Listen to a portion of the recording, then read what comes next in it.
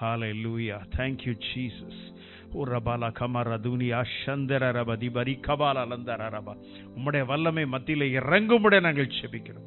உம்முடைய வல்லமை மத்தியில இறங்கும்படி நாங்கள் செபிக்கிறோம். இந்த இடம் தெய்வீக வல்லமையினால் நிரப்புவதாக. உம்முடைய பிள்ளைகள் இன்றைக்கு ஆன்மீகத்தில் வளர்ச்சி அடையும்படி நாங்கள் ஜெபிக்கிறோம்.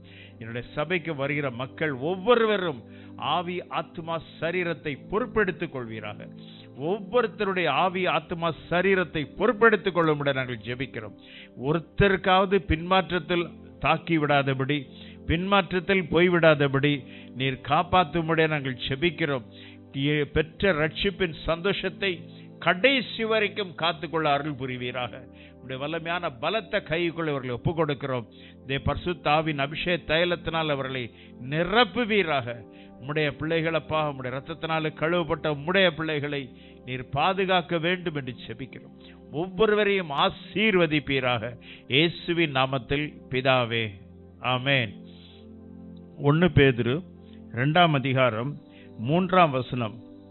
1 பேதுரு 2ஆம் அதிகாரம் 3ஆம் வசனம். நீங்கள் வளரும்படி புதிதாய் பிறந்த குழந்தையைப் போல திருவசனமாகிய களங்கமில்லாத ஞானப்பாலின் மேல் வாஞ்சையாயிருங்கள். பேதுரு தன்னுடைய முதல் நிருபத்தில் ரொம்ப அழகாக சொல்லுகிறாரு. நீங்கள் வளரும்படி, நீங்கள் வளர்ச்சி அடையும்படி புதிதாய் பிறந்த குழந்தைகளைப் போல திருவசனமாகிய களங்கமில்லாத ஞானப்பாலின் மேல் வாஞ்சியாயிருங்கள். எனக்கு அன்பான சகோதரனே சகோதரியே, ஒரு குழந்தை பிறந்த உடனே அந்த குழந்தைக்கு முதலாவது கிடைக்கிறது தாய்ப்பால் தான். குழந்தைகளுக்கு கிடைப்பது பால் தான். அதுவும் எப்படிப்பட்ட பால்? இங்க என்ன சொல்லியிருக்கு? களங்கம் இல்லாத பால். எந்த விதமான கலப்படம் இல்லாத பால், களங்கம் இல்லாத பாலை திருவசனத்தில் மேல் வாஞ்சியாய் இருங்கள். எனக்கு அன்பான சகோதரனே சகோதரியே, ஆவிக்குரிய வாழ்க்கையில வசனத்தின் மேல நமக்கு ஒரு தாகம் இருக்கணும். வசனத்தின் மேல நமக்கு ஒரு வாஞ்சை இருக்கணும். வசனத்தின் மேல ஒரு ஆர்வம் இருக்கணும். வசனம் என்ன சொல்லுகிறது? இந்த வசனம் இப்படி சொல்லுகிறது, இந்த இடத்துல இந்த வசனம் இப்படி சொல்லுகிறது. நான் வசனத்தின்படி வாழ்கிறேனா? வசனத்தின்படி ஜீவிக்கிறேனா? வசனத்தின்படி நடக்கிறேனா? வேதம் சொல்லுகிறது, வேதத்தின்படி நடக்கிறவர்கள் உத்தம மார்க்கத்தார். வேதத்தின்படி நடக்கிறவர்கள் உத்தம மார்க்கத்தார். நம்ம வேதத்தின்படி நடக்கிறோமா இல்லையா என்று 2 பேர் நம்ம பார்த்துக்கிட்டே இருப்பாங்க. இந்த பக்கம் கர்த்தர் பரலோகத்தில் பார்த்துட்டு இருப்பாரு, இந்த பக்கம் லூசிபர் பார்த்துக்கிட்டே இருப்பான். வேதத்தின்படி இவங்க நடக்கிறானா இல்லையா என்று பார்த்து கொண்டே இருப்பான். அதுதான் இன்னைக்கு ரொம்ப ஜாக்கிரதையா இருக்க வேண்டும். கடைசி நாட்களிலே நம்ம வாழ்ந்துட்டு இருக்கோம். கடைசி மணி நேரத்தில் வாழ்ந்துட்டு இருக்கோம். எங்க பார்த்தாலும் மக்கள் இன்றைக்கு பாதிக்கப்படுகிற சூழ்நிலை எங்குமே நம்ம மக்களிடத்துல பார்க்கிறோம். பாதிக்கப்பட்ட நிலைமை. மக்கள் இன்றைக்கு ரொம்ப வேதனையின் பள்ளத்தாக்கில் இருக்கிறார்கள், வேதனையின் கண்ணீரில் இருக்கிறார்கள். வேதத்தின்படி நடக்கிறோமா? வேதத்தின்படி ஜீவிக்கிறோமா? வேதத்தின்படி வாழ்க்கையை நடத்துகிறோமா என்று நாம் பார்க்க வேண்டும். எனக்கு அன்பான சகோதரனே சகோதரியே, இந்த அருமையான வசனத்தில் சொல்றது, களங்கமில்லாத திருவசனமாகிய ஞான பாலின் மேல் வாஞ்சியாய் இருங்கள். வசனத்தின்படி நடந்தால், நல்லா சொல்லுங்க, வசனத்தின்படி நடக்கிற மனிதனை எந்த ஒரு பிசாசின் ஆவிகள் தாக்குதல் செய்யவே முடியாது, முடியவே முடியாது. ஏனென்றால் திருவசனமாகிய களங்கமில்லாத ஞானப்பாலின் மேல் வாஞ்சியா இருக்க வேண்டும். நாம் எந்த அளவுக்கு வாஞ்சியா இருக்கிறோம் என்று சற்று சிந்தித்து பாருங்கள். எப்படி நம்ம வாஞ்சியா இருக்கிறோம் என்று நாம் சிந்திக்க வேண்டும். உண்மையாகவே கர்த்தருடைய பிள்ளைகளாகிய நாம், எனக்கு அன்பான சகோதரனே சகோதரியே, இன்று காலை எத்தனை பேர் பைபிள் வாசித்து சர்ச்சுக்கு வந்திருக்கீங்கன்னு யோசித்து பாருங்க. எத்தனை பேர் வாசித்திருக்கீங்கன்னு பாருங்க. வேதாகமத்தை படிக்கிறோமா? அது சில வீடுகளில் நான் வெளியில ஒரு வாசகம் போடுகிறதை நான் பார்த்திருக்கிறேன். இன்று வேதம் வாசித்தீர்களா? அப்படி இருக்கக்கூடாது. சங்கீதம் 1ஆம் அதிகாரத்தில் என்ன சொல்லி இருக்கிறதுனா, இரவும் பகலும் கர்த்தருடைய வேதத்தில் பிரியமாய் இருந்து தியானிக்கிற மனுஷன் பாக்கியவான். எந்த மனுஷன் வேதாகமத்தை தியானிக்கிறானோ அவன் பாக்கியவான்.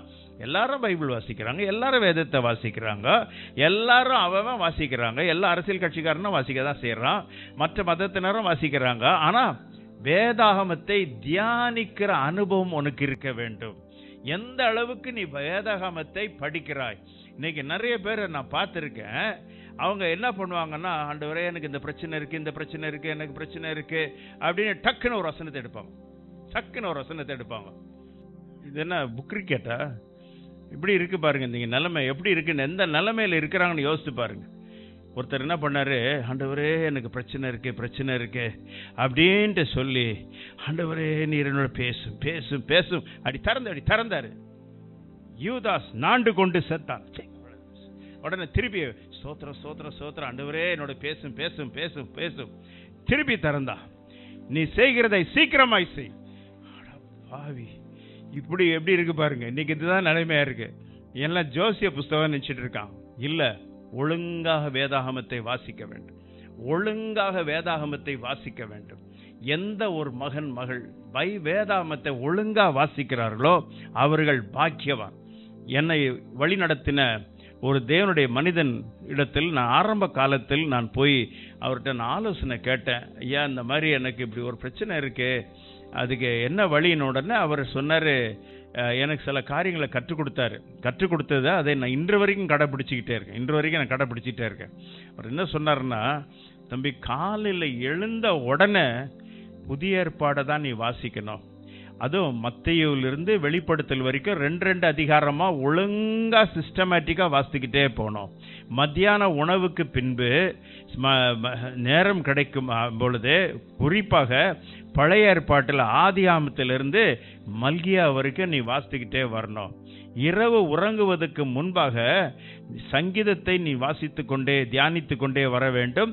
சங்கீதம் முடித்த உடனே நீதிமொழி முடிச்ச உடனே சங்கீதத்தில் சிறு சங்கீதத்தை 2-3 இது படிச்சிடலாம். 119 2-3 நாள் வச்சுக்கலாம். இப்படி நீ சிஸ்டமேட்டிக்கா வாசித்தினா எந்த பாதிப்பு வராது என்று சொன்னார். உண்மையாகவே அது எனக்கு ஒரு பெருத்த ஆலோசனை, மிகப்பெரிய ஆசீர்வாதம். நான் இது பலருக்கும் இதை நான் எடுத்து உரைத்துக் கொண்டே இருக்கிறேன். வேதாகமத்தை கருத்தாக படிக்க வேண்டும். நீங்கள் வளரும்படி, நீங்க வளர்ச்சி அடையும்படி. இன்னைக்கு ரொம்ப நம்ம எல்லாரும் என்ன யோசிக்கிறோம், நம்ம வளர்ச்சிக்கு எங்க போலாம், ஆன்மீக வளர்ச்சிக்கு எங்க போலாம், எந்த சபையில போய் சேர்ந்துக்கலாம். இதுதான் எல்லாருடைய கர்த்தருக்குள்ள வந்த உடனே எல்லாருக்கும் மனசுல தான் படும். எந்த சபைக்கு போனா நல்லா இருக்கும், எந்த சபையில ஆன்மீக வளர்ச்சிக்கு இருக்கும். எங்கேயும் நீ போக வேண்டாம். இந்த வேதாகமத்தின மிஞ்சின சபை உலகத்தில் எதுவுமே கிடையாது. ஒவ்வொரு சபையும் ஒரு கோட்பாடு இருக்கும். ஒவ்வொரு சபையும் அவங்களுக்குன்னு ஒரு சில சட்டத்திட்டங்கள் இருக்கும், சில உபதேசங்கள் இருக்கும். ஆனா வேதாகமம் என்ன சொல்லுகிறது நம்ம ஆராய்ந்து பார்க்க வேண்டும். அதுதான் முக்கியமான ஒரு காரியம். வேதம் தெளிவாக சொல்லுகிறது, வேதத்தின்படி நடக்கிறவர்கள் உத்தம மார்க்கத்தார். வேதாகமத்தின்படி நடக்கிறோமா, வேதாகமத்தின்படி ஜீவிக்கிறோமா, வேதாகமத்தின்படி வாழ்க்கையை நடத்தினால் உனக்கு ஒரு பெரிய பாதுகாப்பாக இருக்கும். ஆவிக்குரிய அஸ்திபாரம் வேத புஸ்தகம், ஆவிக்குரிய வளர்ச்சி வேத புஸ்தகம், ஆவிக்குரிய உற்சாகத்தை கொடுக்கிறது வேத புஸ்தகம், ஆவிக்குரிய காரியங்களை நமக்கு வழிநடத்துவது பரிசுத்த வேதாகமம் என்பது திட்டவட்டமாக அறிந்து கொள்ள வேண்டும். வேதாகமத்தை எந்த மனிதன் புறக்கணிக்கிறானோ, எந்த திருவசனம் தெளிவாக சொல்லுகிறது, திருவசனத்தை அவமதிக்கிறவன் நாசமடைவான் என்று வேதம் தெளிவாக சொல்லுகிறது. வேதாகமத்தை எடுத்து நாம் கருத்தாக படிக்க வேண்டும், கருத்தாக படித்து அதன்படி நடக்க வேண்டும். வேதம் என்ன சொல்லுகிறது, இந்த காரியத்துக்கு பைபிள் என்ன சொல்லுகிறது, இந்த பிரச்சனைக்கு வேதாகமம் என்ன சொல்லுகிறது, ஒவ்வொன்றாக நாம் பார்த்தோம் என்றால் மெய்யாகவே உன் ஆன்மீக வாழ்க்கை சிரமமாக இருக்கும், வல்லமையாய் இருக்கும், வீழ்ச்சி அடையவே முடியாது. நான் ஒரு கிறிஸ்தவ குடும்பத்தில் பிறந்தவன். ஆரம்ப காலத்தில் நான் கிறிஸ்தவ கூட்டத்துக்கு முன்னாலெல்லாம் போக மாட்டேன். மைதானத்துக்கு அந்த கூட்டம் நடக்கிறதுக்கு வெளியில போய் உட்காந்துருவேன், வெளியில தூரத்தில் இருப்பேன். ஏன்னா அவங்க கடைசியா ஒரு பாட்டு பாடுவாங்க, நான் பாவிதான். அந்த பாட்டை ஆரம்பிச்ச உடனே எனக்கு தெரியும் அடுத்தது என்ன நடக்கும். யார் யார் இயேசு ஏற்றுக்கொண்டுங்களாங்க எந்திரிச்சு முன்னால வாங்கன்னு அதுக்குள்ள ஓட்டம் ஓடி போயிடுவேன். அப்போ அவங்க கொடுக்குற சாட்சி நான் கேட்டுட்டே இருப்பேன். அந்த சாட்சி கேட்கும் போது எல்லா இடத்துலையும் ஒரே வகையான சாட்சி எல்லாரும் சொல்றதை நான் பார்த்துருக்கிறேன். 1947 ஆண்டவரை ஏற்றுக்கொண்டேன், நான் கீழே விழுந்து விட்டேன், திருப்பி 57 வந்தேன், திருப்பி கீழே விழுந்து விட்டேன். நான் 67 வந்தேன், கீழே விழுந்து விட்டேன். இப்போ ஒருத்தட்ட போய் கேட்டேன், என்ன சார் இந்த மாதிரி ஆண்டவருக்குள்ளே வந்தவெல்லாம் அப்பப்போ கீழே விழுந்துக்கிட்டே இருக்கிறாங்களே, என்ன சார்? என்ன? ஆமாம் தம்பி, அப்பப்போ ஊந்து வாரினா தான் நல்லா இருக்கும்னாரு. என்ன ஊந்து வாரணுமா? இருக்கிற பிரச்சனை போதாது, பல்லக்குன்னா உடஞ்சிடும், நான் இனிமேல் அதோட நான் வரவே மாட்டேன், உன் இதுக்கே வேண்டாம், உன் தேவையே இல்லை அப்படின்ட்டு. ஸோ என் இஷ்டப்படி நான் வெகு கர்த்தருக்கு பிரியமில்லாத காரியத்திலலாம் எல்லாத்திலையும் ஈடுபட ஆரம்பிச்சிட்டேன். எல்லாத்திலையும் எனக்கு உண்டு. எல்லாத்திலையும் ஈடுபட்ட போது ஆண்டவரை சொந்த ரட்சகராக ஏற்றுக்கொண்ட மறுநாளிலிருந்து என் வாழ்க்கை டோட்டலாக மாறிட்டு. முதல் ஆரம்பத்தில் யாருமே நம்பலை, நான் இப்படி மாறினது ஒருத்தர் கூட நம்பலை, ஒரு பய கூட நம்பலை. எல்லாரும் சொன்னாங்க 6 மாதம் பொறுமையாக இருங்க, இவர் நாடகம்லாம் போடுவார், அதனால் ரொம்ப கேர்ஃபுல்லாக இருந்தோம். ஆனால் கர்த்தருக்கு ஸ்தோத்திரம், கர்த்தருடைய கிருபையினால் இன்று 1974ஆம் ஆண்டு ஜனவரி 26ஆம் தேதி இயேசுவை சொந்த ரட்சகராக ஏற்றுக்கொண்டேன். இன்று 51 வருடம் முடிந்து விட்டது. கர்த்தருக்கு ஸ்தோத்திரம். 51 வருடம் முடிந்திருக்கிறது. தேவனுடைய சித்தத்தின்படி செய்கிறவன் என்றென்றைக்கும் நிலைத்து நிற்பான். தேவனுடைய சித்தத்தின்படி செய்கிறவன் என்றென்றைக்கும் நிலைத்து நிற்பான். வேதாகம் என்ன சொல்லுகிறது? வேதாகம் என்ன சொல்லுகிறது? எனக்கு அன்பான சகோதரனே, சகோதரியே, நாம் கடைசி நாட்களிலே வாழ்ந்துட்டு இருக்கோம். கடைசி மணி நேரத்தில் வாழ்ந்துட்டு இருக்கோம். எங்க பார்த்தாலும் வீழ்ச்சி, எங்க பார்த்தாலும் பரிதாபமான வீழ்ச்சி. ஆன்மீக தன்மை பலரும் இன்றைக்கு பின்மாற்றத்தில் போய்கொண்டிருக்கிறார்கள். எல்லா இடங்களிலும் பிரபலமான ஊழியர்கள் உட்பட பலர் போய்கொண்டிருக்கிறார்கள். எனக்கு அன்பானவர்களே, காட் சேனல்ல பென்னிகன் இன்டர்வியூ கொடுத்திருக்காரு. அதுல தெளிவா அவர் சொல்றாரு, பிசாசு துரத்துற லைன்ல இதுவரைக்கும் வந்தவங்க யாரும் 10 வருஷம் தாண்டினது கிடையாது. அவர் சொன்னது 100க்கு 100 உண்மை, 100க்கு 100 உண்மை. ஏன்னா நம்ம நாட்டில் நான் நிறைய தெரியும், தமிழ்நாட்டிலே எனக்கு நிறைய பேர் தெரியும், இந்த பிரச்சனை இல்லை. ஆனால் கர்த்தருக்கு ஸ்தோத்திரம், நான் இந்த துறையில் 50 ஆண்டுகளுக்கு மேலாக நின்று விட்டேன். கர்த்தர் என்னை கண்ணின் மணியை போல காத்திருக்கிறார். அநேக மக்கள் என்னிடத்துல பாஸ்டர்ஸ், எல்லா மாநிலத்தில் உள்ள பாஸ்டர்ஸ் என்று பேசும்போதெல்லாம் என்கிட்ட பெரிய கேள்வி கேட்பாங்க. பாஸ்டர், நீங்கள் இந்த காரியம் இப்போ செஞ்சுட்டு போயிட்டீங்க, ஆனால் எப்படி நீங்கள் உயிரோடு இருக்கீங்க? எப்படி நீங்கள் செயல்படுறீங்க? உங்களை அது ஒன்றும் பண்ணாதா? ஒன்றும் செய்யாதா? நான் ரொம்ப என்ன ஒன்றும் பண்ண முடியாதுங்க, நான் விசுவாசிக்கிறவர் என்னார் என்று அறிவேன். வேதாகமத்தை எந்த மனிதன் வேதாகமத்துக்குள் இருக்கிறானோ அவன் பாக்கியவான். என் அருமை ஆண்டவராய் இயேசு கிறிஸ்து தம்முடைய 12 சீடர்களுக்கு கொடுத்த ஒரு நல்ல ஒரு பயிற்சி, குட் ட்ரைனிங். மத்தேயு 10ஆம் அதிகாரம் முதல் 2 வசனங்கள், லூக்கா 9ஆம் அதிகாரம் முதல் 2 வசனங்கள். 12 சீடர்களையும் அழைத்து அவங்களை என்ன பண்ண சொன்னார் தெரியுமா? பிசாசுகளை துரத்தும்படி அவர்களுக்கு வல்லமையும் அதிகாரத்தையும் கொடுத்து அனுப்பினார் என்று பார்க்கிறோம். அவர் எந்த இடத்துக்கு போனாலும் சரி, அந்த சீடர்களுக்கு கொடுத்த அதிகாரம் பிசாசுகளை துரத்த வேண்டும். 12 சீடர்கள், all the 12. இப்ப நீங்க 4 பேர் மட்டும் துரத்துங்க, மற்ற 4 பேர் சும்மா இருங்கன்னு சொல்லல, எல்லாருக்கும் அந்த அதிகாரத்தை கொடுத்தார். மார்க் 16, 17, 18 வாசித்து பாருங்கள். விசுவாசிகள் நடக்க அடையாளம் என் நாமத்தினாலே பிசாசுகளை துரத்துவார்கள். அதுதான் ஒரு பிரதான கட்டளையா இருந்தது. வேதாகமத்தை வாசித்து பார்த்தீங்கன்னா முதல் நூற்றாண்டில் அப்போஸ்தலர்கள், அந்த நடந்த சுவிசேஷர்கள் அனைவரும் இந்த காரியத்தில் ஈடுபட்டார்கள். அவர்கள் வேதாகமத்தின் மீது வாஞ்சை இருந்தது, வேதாகமத்தின் மீது ஒரு தாகம் இருந்தது. வேதாகமத்தை நன்றாக படித்து கரைத்து குடித்து விட்டார்கள். அவர்களை யாருமே ஒன்றும் பண்ண முடியவில்லை. வெற்றியுடன் அவர்கள் செயல்பட்டார்கள். கர்த்தருக்கு ஸ்தோத்திரம். இன்றைக்கு கூட நான் பல ஊர்களுக்கு போகும்போது என்கிட்ட சில பாஸ்டர்ஸ் வந்து கை கொடுத்து, நான் தான் பாஸ்டர், நான் இன்னார் என்ன சொல்லுவாங்க.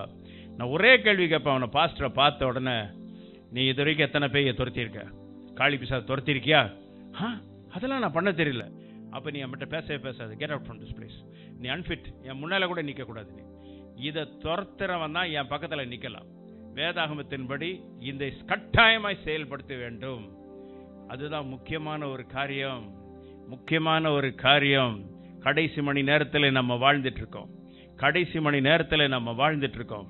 நேற்று இரவு அமெரிக்க ஐக்கிய நாட்டிலிருந்து எனக்கு 20 ஆண்டுகளுக்கு முன்பாக பழகின நண்பர் ஃபோன் பண்ணார். அப்போ அவர் சொன்னார், பல காரியங்களை சொல்லும் போது அவர் சொன்ன ஒரு காரியம் என்னன்னா, நம்ம 25 ஆண்டுகளுக்கு முன்பாக ஒரு இடத்துல போய் ஒரு பெண்ணுக்காக நம்ம பிரார்த்தனை பண்ணோமே, விடுதலைக்காக, அவங்க எப்படி இருக்கிறாங்க? இப்போ நான் சொன்னேன், எப்பா அந்த பொண்ணு இப்போ ரொம்ப நல்லா இருக்கா, ஊழியக்காரியா இருக்கா, கர்த்தருக்காக எழும்பி பிரகாசிக்கிறான்ட்டு. உண்மையாகவே ஆச்சரியமாக இருக்குது பிரதர். அன்றைக்கி நம்மெல்லாம் பயந்து பயந்து, நீங்கள் இருக்கிற சார்பில் நாங்கள்லாம் உள்ளே வந்துட்டோம், இல்லைன்னா நாங்கள் மொத்த பேர் காலி ஆகிருப்போம். அந்த விதமான இருந்தது. சாதாரண காரியம் இல்லைங்க, சாதாரண காரியம் இல்லை. அந்த பொண்ணு 9th ஸ்டாண்டர்ட் படிக்கும் போது ரோடை தான் கிராஸ் பண்ணுவான். வீட்டை விட்டு சாந்தோமில் ரோடை தான் கிராஸ் பண்ணுவான். 2 மணி நேரம் காணாமல் போயிடுவா. உடனே 2 மணி நேரத்தில் ஃபோன் வரும், நாகர்கோவில் பஸ் ஸ்டாண்ட்லேருந்து, இந்த பொண்ணு நாகர்கோவில் பஸ் ஸ்டாண்டில் நிற்கிறான்ட்டு. Is it possible? Is it possible? சென்னையிலேருந்து 2 ஹவர்ஸ்க்குள்ளே நாகர்கோவில் பஸ் ஸ்டாண்ட் போக முடியுமா? அந்த விதமான அந்த பெண்ணினுடைய ஆதிக்கம், பிசாசினுடைய தாக்குதல் பயங்கரமாக இருந்தது. பெண்ணுடைய தகப்பனார் வந்து சொன்னாரான் சில ஜெப வீரர்களை பார்த்து, இயேசுநாதர் தான் உண்மையான கடவுளா? எனக்கு உண்மையாக தெரிஞ்சாகணும். நான் இனிமேல் இந்த சர்ச்சுக்கு நான் போக விரும்பலை. உண்மையாக அவர் தான் கடவுளா எனக்கு தெரியணும். எனக்கு என் பொண்ணை காப்பாற்ற முடியாத கடவுளை நான் ஏன் கும்பிடணும்னு சொல்லி ஆர்கியூ பண்ணும்போது அங்கே ஒரு சகோதரர் சொன்னாராம், நீங்கள் கொஞ்சம் பொறுமையாக இருங்க, கொஞ்ச நேரத்தில் இவர் வந்துடுவார், பிரதர் வந்துட்டுருக்காரு, அவர்கிட்ட போய் இந்த மேட்ரை சொல்லுங்கள், அவர் வருவார் உங்கள் வீட்டுக்கு. இப்போ நான் நேராக போனேன். இப்போ இந்த கூட வந்தவங்கலாம் சொன்னாங்க, அண்ணன் நீங்கள் ஃப்ரண்ட்டில் போயிருங்க, நீங்கள் ஃப்ரண்ட்டில் போயிருங்க, அது இப்போ கொஞ்சம் பாய ஆரம்பிக்கும், நீங்கள் தான் கவனிப்பீங்கன்ட்டு. பக்கத்திலே போய் கூலாக நான் ஜெபம் பண்ணி முடித்தேன். இன்று வரைக்கும் பரிபூர்ண விடுதலை, பரிபூர்ண விடுதலை. குமாரன் உன்னை விடுதலை ஆக்கினால் மெய்யாகவே நீங்கள் விடுதலை ஆவீர்கள். நாம் வணங்குகிற கிறிஸ்து வல்லமை உள்ளவர். நாம் ஆராதிக்கிற இயேசு உயிரோடு இருக்கிறார். நம்முடைய வணங்குகிற கர்த்தர் நம்மோடு கூட இருக்கிறார். எனக்கு அன்பான சகோதரனே, சகோதரியே, நீங்கள் வளரும்படி, நீங்கள் வளரும்படி புதிதாய் பிறந்த குழந்தையை போல களங்கமில்லாத வசனத்தின் மேல் எப்படி இருக்கணுமா? வாஞ்சியா இருக்குமா? நான் இதான் என்னுடைய பைபிள், நான் படிச்சே கிழிச்சிட்டேன் பாருங்க, வந்து பாருங்க எப்படி இருக்குன்ட்டு. நான் எப்பவுமே வேதாமத்தை என் கூட ஒரு ஊழியக்காரர் பேசிட்டு இருந்தார் பாஸ்டர். இப்போ நான் சொன்னேன், எப்பா நீயும் நானும் ஒரே நேரத்தில் பைபிள் வாங்கணும். உன் பைபிள் இப்போ வாங்கின மாதிரியே இருக்கு, இப்போ வாங்கின மாதிரியே இருக்கு. அவர் பைபிள் எடுப்பார், அப்படி பார்ப்பார், உடனே மூடிடுவார், அப்படி எடுப்பார், பார்ப்பார், மூடிடுவார். நான் சொன்னேன், இன்னொரு 200 வருஷத்துக்கு உன் பைபிள் அப்படி தான் இருக்கும், இது மாறவே மாறாது. வேதாகமத்தை படிக்க வேண்டும், ஆராய வேண்டும், அதோடு பேச வேண்டும். ஆரம்ப காலத்தில் நான் ஒரு தேவனுடைய மனுஷன்கிட்ட போயிருந்தேன். அவர் ஒரு ஓய்வு பெற்ற பள்ளி ஆசிரியர், ஓய்வு பெற்ற பள்ளி ஆசிரியர், சாதாரண செகண்டரி கிரேட் வாத்தியார் தான், சாதாரண வாத்தியார் தான். அவர் ஒரு ஈஸ்ட் சேரில் அப்படி உட்காந்துட்டு இருந்தார். நான் அவரை பார்க்க போயிருந்தேன். அவரை பார்க்க போயிருக்கும் போது அவர் பைபிளில் எடுத்து காலில் படிச்சுட்டு இருந்தார். அவ்வளோ ஊக்கமாக அப்படியே படிச்சுட்டு இருக்காரு, இப்படி படிச்சுட்டே இருக்கார். அவருக்கு முன்னால் நான் 45 நிமிஷம் நின்றுட்டே இருந்தேன். ஏன்னா எட்டி கூட பார்க்கல, சரி பார்த்துக்கிட்டே இருந்தேன். அப்புறம் ஒரு 45 மினிட்ஸ் கழிச்சு எப்படின்னாரு, எப்பப்பா வந்த அப்படின்னாரு. 45 நிமிஷத்துக்கு முந்தைய வந்தேன். சொல்லக்கூடாதா? எனக்கு ரொம்ப கவர்ந்தது என்னன்னா, அவர் வேதாகமத்தை மட்டும் வாசிக்கல. he not only read the Bible, he went into the Bible. அவர் வேதத்தை மட்டும் படிக்கல, வேதத்துக்குள்ளே போயிட்டார். அப்போதான் நான் யோசித்தேன், சார் பைபிள் படிக்கணும்னா இந்த மாதிரி கான்சென்ட்ரேஷன் இருக்கணும், டீப் கான்சென்ட்ரேஷன் இருக்கணும். இன்னைக்கு நிறைய பேர் பைபிள் படித்து முடிச்ச உடனே கேள்வி கேட்பேன், என்ன படிச்சிங்க? என்னென்னமா படித்தேன் பிரதர். என்னென்னமா படிச்சியா? அப்போ இவர் படிச்சிருக்க மாட்டார். எந்த மகன் மகள் வேதாகமத்தை கரெக்டாய் படிக்கிறார்களோ அவர்களை கர்த்தர் அறிவார். God knows who really reads the word of God. Who really reads the word of God. நாம் தேவனோடு சஞ்சரிக்க வேண்டும், வார்த்தையின்படி ஜீவிக்க வேண்டும். பரிசுத்த வேதாகமத்தை நன்றாக படித்து கரைத்து குடித்த தேவதாசர்கள் உண்டு. சாது சுந்தர் சிங் எங்க போனாலும் சரி இந்த வேத புஸ்தகம் இல்லாமல் வெளியில போகவே மாட்டார். அவருக்கு கையில் இருந்ததெல்லாம் 2 காரியம், வேத புஸ்தகம், ஒரு கோல், அதை பிடிச்ச ஊனிக்கிட்டே அப்படி நடந்து போய்கிட்டே இருப்பார். இமயமலை உச்சிக்கு போவார், வருவார், எல்லாரையும் பார்ப்பார், பேசுவார். அந்த தேவனுடைய தாசர் உண்மையாகவே அந்த தேவ மனிதர்கள் நான் பார்த்திருக்கிறேன். பெரிய தேவதாசர்கள் எல்லாம் பார்த்திருக்கிறேன். பஞ்சாப் மாநிலத்தில் உள்ள சாது சுந்தர் சிங், பக்த சிங், சாந்தா கவுர் என்ற சகோதரி, சாது கிஷான் சிங், பெரிய பெரிய தேவதாசர்கள். நான் இந்தியாவில் எல்லா மாநிலத்தில் உள்ள கிறிஸ்தவர்களோடு நான் பேசியிருக்கிறேன். எல்லா மாநிலத்திலுடைய கிறிஸ்தவர்கள், சிக்கிம் மாநில சைனா பார்டர்ல இருக்கு, சிக்கிம் மாநிலத்தில் உள்ள கிறிஸ்தவன்ட்டே நான் பேசியிருக்கேன். எல்லா இந்தியாவில் உள்ள அத்தனை ஸ்டேட் கிறிஸ்டின்ஸ்டையும் நான் பேசியிருக்கேன். என்கிட்ட பலர் கேட்பாங்க, பாஸ்டர் நீங்கள் அப்படின்னா இந்தியாவில் எந்த மாநிலத்து கிறிஸ்தவங்க ரொம்ப நல்லா இருக்கிறாங்க? பெஸ்ட் இந்தியாவில் என்னை பொறுத்த வரைக்கும் நம்பர் 1ன்னா பஞ்சாப் கிறிஸ்தவங்க தான். பஞ்சாப் கிறிஸ்தவங்க தான். நான் இன்றைக்கும் பஞ்சாப் கிறிஸ்தவங்களோட நெருக்கமாக நான் பழகிறேன். அந்த பாஸ்டர்ஸ்ட நான் ரொம்ப க்ளோஸாக பழகிறேன், ரொம்ப க்ளோஸாக பழகுவேன். என்னை ரொம்ப விரும்புவாங்க, ரொம்ப விரும்புவாங்க. இன்னைக்கு பாருங்க, ஹிந்துவில் வந்திருக்கு, ஹிந்து இங்கிலீஷ் பேப்பரில் வந்திருக்கு, பஞ்சாப் 30% ஆர் கிறிஸ்டியன்ஸ், 30% கிறிஸ்தவர்கள். அந்த பஞ்சாப் மாநிலத்தில் உள்ள வாலிப பசங்க, சிக்கந்தர் சிங், அவங்கெல்லாம் அவருடைய வந்து இப்படி மேடையில் என்னென்னோட கேட்கிறாரு, how many dead bodies you have brought here today அப்படின்றாரு. அவங்க we have brought 3 dead bodies, okay bring it here அப்படின்றாரு. ஜெபம் பண்றாரு, அதெல்லாம் எந்திரிச்சு நடந்து போகுது. நார்த் இந்தியாவில் இருக்கும்போது என்ன ஒருத்தன் கேள்வி கேட்டான், பாஸ்டர் ஜி இங்க எல்லாரும் நாங்க செத்த பணத்தெல்லாம் எழுப்புறோம், எல்லா மாநிலத்திலும், குஜராத்தில் கூட கிறிஸ்டின்ஸ் எழுப்புறாங்க, எல்லா மாநிலத்திலும் எழுப்புறோம், உங்க தமிழ்நாடு மாசத்துக்கு எத்தனை எழுப்புறாங்க? இப்ப வேற ஏதாவது கேள்வி கேளு அப்படின்னு. அப்போ பாய் தினகரன் இந்த பையன் எந்திரிச்சு மாந்தி எடுத்துருவேன், சுமார் பயத்துக்காரப்ப என்ன கேள்வி நீ கேட்குற? நீ இவங்கெல்லாம் இவங்களே செத்தாலே இவங்களை எழுப்புறது யாரும் வரமாட்டான். புடிப்பட்ட தேவ மனிதர்கள். காரணம் என்ன தெரியுமாங்க? பைபிள், பைபிள் வேதாகமம் இங்க இருக்கு, இங்க இருக்கு. தமிழ்நாட்டு ஊழியக்காரங்கெல்லாம் வசூல் மன்னர்கள், வசூல் மன்னர்கள், அவ்வளவுதான். எல்லாமே திருடங்க. நாங்க எங்க தளத்துல ஜெபம் பண்ணிட்டு இருக்கோம், எங்க தளத்துல ஜெபம் பண்ணிட்டு இருக்கோமா, 11 முதலைகள் இருக்காங்க தமிழ்நாட்டில். இவங்க சாவறதுக்காக தான் நாங்கள் ஜெபம் பண்ணிட்டு இருக்கோம். போயிடுவாங்க. இப்போதான் ஒருத்தர் போயிட்டாரு, இப்போ அடுத்த 10 லிஸ்டில் இருக்கு. பண்ண ஜெபம் எல்லாம் போயிடுவாங்க. இடரல் வருவது கூடாத காரியம், எவன் மூலமாய் வருகிறதோ அவனுக்கு ஐயோ என்று வேதம் சொல்லுகிறது. we cannot tolerate this. நாம் யாருக்கும் இடரலாய் இருக்கக்கூடாது. நம் கர்த்தருடைய பிள்ளைகளாய் இருந்து வேதாகமத்தின்படி நடக்க வேண்டும், கர்த்தருடைய வசனத்தின்படி ஜீவிக்க வேண்டும், கர்த்தருடைய வார்த்தையின்படி நடக்க வேண்டும். வேதாகம் என்ன சொல்லுகிறது? இந்த வசனம் என்ன சொல்லுகிறது? இந்த வார்த்தை என்னை பலப்படுத்துகிறதா? வாக்குத்தத்தம் பண்ணினவர் உண்மை உள்ளவர். மத்தேயு 24:35 சொல்லுகிறது, வானமும் பூமியும் ஒளிந்து போனாலும் என் வார்த்தைகள் ஒளிந்து போவதில்லை என்று. நாம் எந்த வேதாகமத்தை நன்றாக படிக்க வேண்டும், வேதாகமத்தினுடைய வசனங்களை மனப்பாடம் பண்ண வேண்டும். மனப்பாடம் பண்ணுகிற அனுபவம் உனக்கு இருக்கா? உனக்கு இருக்கா? எந்த அளவுக்கு எவ்வளவு வசனங்கள் உனக்குள்ள இருக்கிறது என்று யோசித்து பாருங்க. எந்த அளவுக்கு எத்தனை வார்த்தைகள் உனக்குள்ள இருக்கிறது என்று யோசித்து பாருங்க. என்னுடைய நண்பர் ஸ்கூல்ல நாங்கள் 2 பேரும் ஒண்ணா படித்தோம். அண்ணா நகரில் உள்ள SBO ஸ்கூல், உங்களுக்கு எல்லாருக்கும் தெரியும். அண்ணா நகரில் SBO ஸ்கூல் இருக்கு. SBO ஸ்கூல் பக்கத்தில் 2 தெரு தள்ளி ஒரு பெரிய செல்ஃப் கண்டெய்ன்ட் ஹவுஸ், ஃபிளாட்ஸ் கிடையாது, சொந்த இடம், சொந்த வீடு. அந்த வீட்டில் என் நண்பர் என்ன பண்ணாரு, என்ன ஃபோன் பண்ணார். அப்போ நான் போய் பார்த்தேன், அந்த வீட்டெல்லாம் அப்படி பார்த்தேன். அப்போ நான் கேட்டேன், ஏய் வீட்டு வாடகை எவ்வளோடான்னு? இந்த வீட்டு வாடகை 1000 ரூபான்னு. இல்லைதே 1000 ரூபாவா? என்ன? நீ வந்து உட்காரு, கதையை சொல்கிறேன். எப்பா இந்த வீட்டு ஃபுல்லாக பேய் இருக்கு, இந்த வீட்டுக்குள்ளே வந்தவங்கெல்லாம் வாழ முடியாது, உயிரோடு இருக்க முடியாது, இந்த வீட்டில் எல்லாரையும் போட்டு தள்ளுதான், அதான் உன்னை கூட்டிகிட்டு வந்தேன் அப்படின்னா. சரின்ற நேரம் உள்ளே போய் அந்த இடத்த ஃபுல்லாக ரவுண்ட் பண்ணி ஜெபம் பண்ணி முடிச்சுட்டேன். அந்த வீட்டில் அவன் 10 வருஷம் இருந்தான். 1000 ரூபா வாடகைங்க, 1000 ரூபா வாடகை. என்ன பாக்கியம் தெரியுமா, என்ன பாக்கியம் தெரியுமா?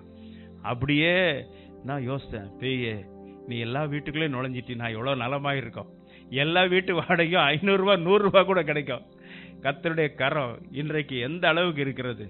எனக்கு அன்பானவர்களே, உலகத்தில் மக்கள் படுற வேதனையெல்லாம் கேட்டா உண்மையாகவே எனக்கு மனசு கலக்க ஆரம்பிச்சிடும். அழாதீங்கம்மா, ரொம்ப கஷ்டமா இருக்கு. ஒவ்வொரு இடத்துலையும் மக்களுடைய படுற வேதனை தாங்கவே முடியல, அந்த அளவுக்கு இருக்கிறது. கடைசி காலத்துல நம்ம இருக்கிறோம். கடைசி மணி நேரத்துல நம்ம இருக்கிறோம். ஜாக்கிரதையா இருக்க வேண்டும். வேதாகமம் நம்மை வாழ வைக்கும். வேதாகமம் நம்மை உயிரடைய வைக்கும். வசனத்தை உயிர்ப்பிக்கும். வசனம் உன்னை பாதுகாக்கும். வசனத்துக்குள் இருந்தால் பாக்கியவான், பாக்கியவான். வசனத்தை விட்டு விலகிறோமா? பரிதாபம், பரிதாபம். கர்த்தருடைய வார்த்தை வளர்ச்சி அடையும்படி புதிதாய் பிறந்த குழந்தையின் போல வசனத்தின் மீது வாஞ்சியா இருக்க வேண்டும், தாகமாய் இருக்க வேண்டும். எந்த அளவுக்கு நாம் வாஞ்சியா இருக்கிறோம்? எவ்வளவு மணி நேரம் வேதாகமத்தை வாசிக்கிறோம்? எவ்வளவு மணி நேரம் வேதாகமத்தை முழங்காலில் இருந்து வாசிக்கிறோம்? எவ்வளவு நேரம் வேதாகமத்தை முழங்காலில் இருந்து வேதாகமத்தை வாசிக்கிறோம் என்று பார்க்கிறோம். ஜார்ஜ் முல்லர் 200 முறை வேதாகமத்தை வாசித்தவர். ஆதியா முதற்கொண்டு வெளிப்படுத்தல் வரைக்கும் 200 டைம்ஸ், 200 டைம்ஸ். அதுல ஜார்ஜ் முல்லர் 100 டைம்ஸ் முழங்கால வாசித்திருக்காரு. 200ல 100 டைம்ஸ் முழங்காலே வாசித்திருக்காரு. அப்படிப்பட்ட தேவனுடைய தாசன், அப்படிப்பட்ட தேவனுடைய மனிதர் ஜார்ஜ் முல்லர் 2000 அனாதை குழந்தைகளை வைத்து காப்பாற்றினார். 2000 அனாதை குழந்தைகளை வைத்து காப்பாற்றினார். எந்த விதமான உதவி கிடையாது, பண வசதி கிடையாது, ஒன்றுமே கிடையாது. காலையில எந்திரிச்ச உடனே அந்த வார்டன் வந்து சொல்வாராம், சார் நம்ம 2000 குழந்தைகளை உட்கார வைக்கலாமா? ஏன்னு வரான். அவங்களுக்கு எந்த விதமான டிஃபன் நாங்கள் செய்யல, எங்கிட்ட இல்லை, காசு இல்லை, ஏதோ ஒன்றும் இல்லை. அப்படியா, சரி எல்லாரையும் உட்கார வைங்க அப்படின்னு வரான்.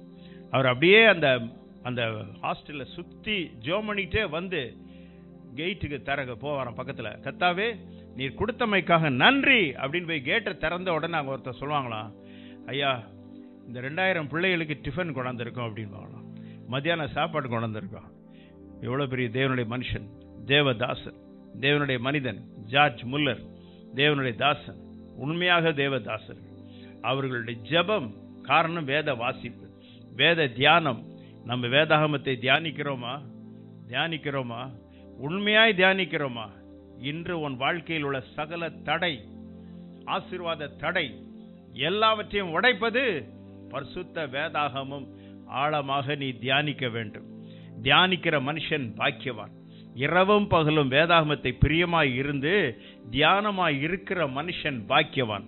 அவன் செய்வதெல்லாம் வாய்க்கும், வாய்க்கும். ஹல்லேலூயா. எல்லாம் நிச்சயமா வாய்க்கும்.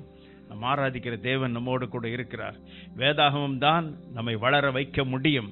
51 ஆண்டுகளாக வெற்றிகரமாக நான் நடத்தியிருக்கிறேன் என்றால் பரிசுத்த வேதாகமம் தான் எனக்கு துணை. பரிசுத்த வேதாகமம் தான் என்னுடைய நண்பர்.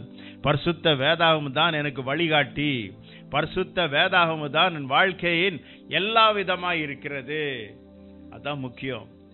ஆண்டவரை ஏற்றுக்கொண்ட உடனே ஒருத்தரா வருவாங்க என்கிட்ட, பாஸ்டர் தம்பி நீ இந்த ஆவிக்குரிய சபைக்கு வரணும், நீ இந்த சபைக்கு வரணும், அந்த சபைக்கு வரணும். நான் எல்லாத்தையும் ஒரே கேள்வி கேட்டேன். இப்போ நான் கூட நான் எப்பவுமே கேள்வி கேட்கறதுல எக்ஸ்பர்ட். நான் கேட்டேன், நியாய தீர்ப்புல கர்த்தர் இடது வலது பக்கம் பிரிக்க போறாரு, அந்த நேரத்தில் வலது பக்கத்தை பார்த்து இந்த சபையில் இருக்கவங்கலாம் இங்க உள்ள வாங்க அப்படின்னு சொல்வாரா? இல்ல, உண்மையும் உத்தம ஊழியக்காரனே என் ராஜ்யத்திலே பிரவேசின்னு வருது. இப்போ உங்க சபை அதுல இருந்ததுன்னா சொல்லுங்க, நான் வரேன் அப்படின்னு ஒருத்தனை சொல்ல முடியாது. வசனத்தை கை கொள்கிற மனுஷன் பாக்கியவான். வசனத்தை கை கொள்கிற மனுஷன் பாக்கியவான். எனக்கு அன்பானவர்களே, நான் இந்த 2025 நடக்கிற தீர்க்க தரிசனத்தில் 2வது பகுதியிலிருந்து நிறைய பேர் எனக்கு ஃபோன் பண்ணும் பொழுது, பாஸ்டர் நீங்க சொல்றது கொஞ்சம் பயமா இருக்கு அப்படின்னு இருக்காங்க என்கிட்ட. நிச்சயமா அது நிறைவேறும், நிச்சயமா அது நிறைவேறும். பயங்கரமான காலத்துக்குள் நாம் வந்து விட்டோம். பயங்கரமான காலத்துக்குள் நாம் வந்திருக்கிறோம். கடைசி மணி நேரத்தில் இருக்கிறோம். எனக்கு அன்பான சகோதரனை சகோதரியே, நாம் ஜாக்கிரதையாயிருப்போம், மிக ஜாக்கிரதையாயிருப்போம். கர்த்தர் நம்மை காத்து கொள்வாராக. எல்லார் கண்களை மூடி கர்த்தர் நோக்கி பார்ப்போமாக. வானத்தையும் பூமியும் படைத்த சர்வ அதிகாரமுள்ள இயேசுவே, இந்த அருமையான வேளைக்காமக்கு நன்றியோடு ஸ்தோத்திரிக்கிறோம். இந்த வசனத்தை கேட்டுக் கொண்டிருக்கிற ஒவ்வொரு பிள்ளைகளுக்காக பாரத்தோடு நான் ஜெபிக்கிறேன். என்னுடைய ஆவி ஆத்மா சரீரத்தை பொறுப்பெடுத்துக் கொள்வீராக. ஒவ்வொரு பிள்ளைகளை நீர் காவல் காக்கும்படியா நாங்கள் ஜெபிக்கிறோம். இங்க வருகை தருகிற போது பிள்ளைகள் வெறுமையாய் வீட்டுக்கு போகவே கூடாது ஆண்டவரே. ஒவ்வொரு பிள்ளைகள் மீது வல்லமையான கரம் இறங்கும்படியா நான் ஜெபிக்கிறோம் ஆண்டவரே. ஊரி பாலா பந்தாரா சக்கரா திபலி கபாரா உடைய பலத்த கரம் மத்தியில இறங்கும்படியா நான் ஜெபி ஒவ்வொருவரையும் ஆசீர்வதிப்பீராக. தகப்பனே, இந்த நேரத்தில் பரிசுத்த வேதாகமத்தை தியானிக்க, வாசிக்க கிருபை தாரும். தியானம் பண்ணவும், அதை எத்தனை வசனங்கள் மனப்பாடம் பண்ண முடியுமோ அவ்வளவு வசனத்தை மனப்பாடம் பண்ண கிருபை தருவீராக. இயேசுவின் நாமத்தில் பிதாவே, ஆமென்.